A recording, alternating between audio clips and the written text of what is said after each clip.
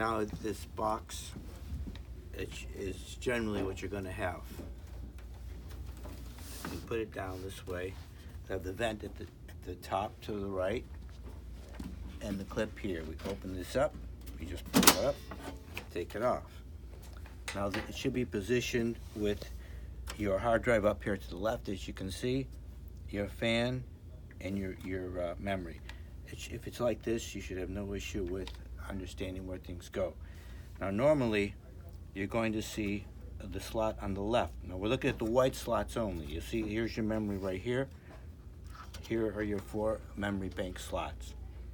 Generally, you'll have the first one populated will be the one closest to this fan, which is on top of the processor. So we're going to be putting one in this stripe here, the other white spot here. Now, if you look at your RAM, it doesn't go just one way.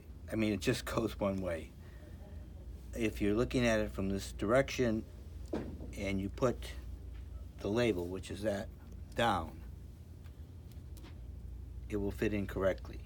So you put your label down, you make sure these white slots are open completely.